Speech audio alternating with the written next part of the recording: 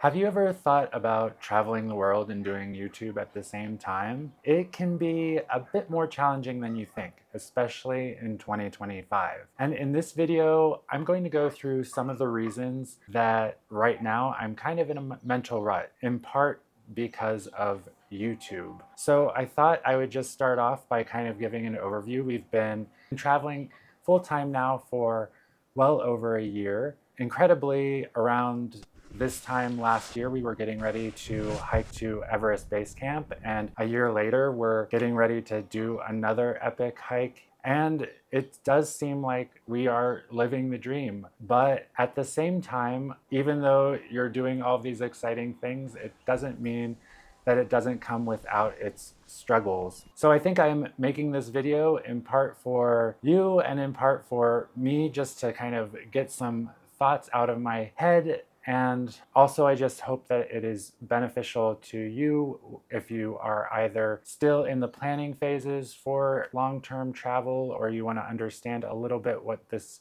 kind of lifestyle would be like. After giving you a little bit of background, I'm going to go through a few of the main reasons that YouTube is particularly challenging in 2025. This lifestyle isn't for everyone. This has been a dream of mine since I was very young. Even as a striving millennial, when I was going into the workforce, I was looking for roles that would allow me to travel for work or live and work abroad. And the truth is that never really panned out. And hence, I felt like I had to take these drastic measures, which were to just drop everything, take a career break, which at a certain point in my life seemed unthinkable, and to travel the world on my own. And obviously with Oth, but without being in the structure of a company or an organization or anything like that. Taking this on now, it wasn't necessarily at the optimal time. I feel like the world in 2025 is less certain than the world was in the 2010s. Things have just gotten a lot different. There is the growth of AI, which has affected, employment around the world. It's also affected the YouTube space with so much AI content being just pumped out into the ether and competing with regular people that are just trying to get their own perspectives out there. At the same time, you have geopolitical situations that are just popping up seemingly in the most unlikely places, even places like Thailand and Cambodia, which I never would have imagined a couple of years ago. Then you also have changes in the global economy. There's some significant shifts happening there that are making things even more uncertain. So all this just, plus on top of that, I should add, many of the most popular tourist destinations around the world have reached almost peak capacity. Some are oversaturated. It's almost as though we reached some peak globalization sometime in the past 10 years. Even with this said though, I still feel even the fact that our YouTube channel hasn't exploded, and I'm not exactly sure what job I'm heading back to after this period of my life is over, I still feel this profound sense of peace for doing something that I've always wanted to do since I was a child. There is this profound comfort that I think I will take with me from this. That doesn't mean it's easy to do this with all of the uncertainty in the background and with all the labor that we're putting into YouTube. Sometimes you hope for, just this predictable, almost linear growth where you see specific milestones and there's certain patterns that you're seeing and following. And for us, at least, that just hasn't been happening. It's been very much frothy a little bit. So I think I'm just at a place where I'm taking this all in and trying to make sense of it, trying to determine what our path forward should be. But anyway,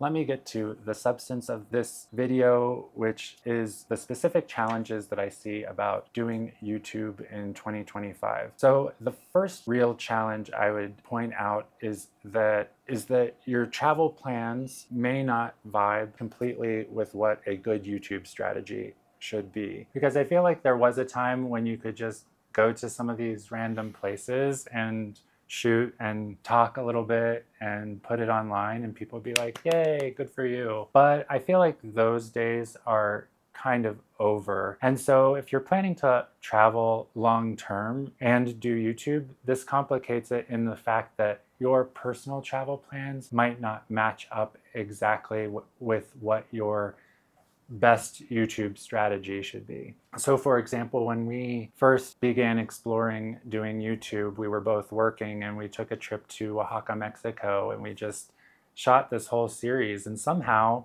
it ended up doing, modestly well. And I was actually surprised as a beginner that I was seeing those videos get into the thousands of views. It could have been, we'll never know, but it could have been that if we had stayed in Oaxaca and then gradually branched out through through Mexico and Latin America, and then the rest of the world, maybe that would have been a good YouTube strategy, but we weren't at that level yet. And so we went to Asia. We were kind of disheartened when our initial Thailand series really, didn't take off. And looking back, I understand why. It's one of the most visited countries in the world, and so many people have done the same topics, and some have done it better, and some are more established and have been doing travel videos in Southeast Asia since like the early 2010s. So that was a little bit of a wake-up call. Gradually, what we came to understand is in this day and age, it's really the ideas that matter and extreme novelties. That's why you see a lot of people going to places that are not traditionally seen as tourist destinations, some places that are just emerging from previous conflicts, places like Afghanistan, Iraq, Syria, all places that I think could be potentially worthwhile, but places where the average person isn't likely to go, but that is going to capture eyeballs because there's almost a sense of disbelief that you would go to some of these places as a tourist. There is something in me that appreciates that and admires that and would like to do that, but that's also where a question of identity comes into place for us. There's some places that just wouldn't be as safe for a gay couple to visit as other places. And so we have to kind of read the room, so to speak. A third challenge, I would say, is just a backlash to globalization that I think is taking place around the world. You see that in protests happening in heavily touristed areas, but you also see that in just a shift in people's values and priorities. Even though I think people are always going to be interested in travel with all that is going on in the world, there does tend to be more of an interest in kind of getting grounded and having a life that is settled in a place more than kind of jumping around the planet. Another challenge of being a full-time travel YouTuber is that it's really kind of anti-minimalist, at least how we've been doing it. My instinct is to be more minimalist, and that's how I would love to be able to travel. Clear cut and very manageable number of items. And I feel like that becomes more difficult with YouTube just because of the different equipment that you find you need here and there. And some of it is circumstantial and some of it isn't. And you just end up accumulating this stuff that somehow you have to find a way to transport around the world. Finally, the last challenge that I would raise is that no matter what mindset you go into doing YouTube while you travel, whether you're like, oh, we'll just take a little bit of footage here or whatnot and post it on YouTube. YouTube does have a way of embedding itself into everything that you're doing. So no matter where you are, it's hard to turn it off. And you might not even be certain if a certain piece of content will do well or not. But there's always this little voice in the back of your head that's like, oh, maybe you need to get this, maybe you need to get this. And so at least for us, I feel like it's been hard to turn off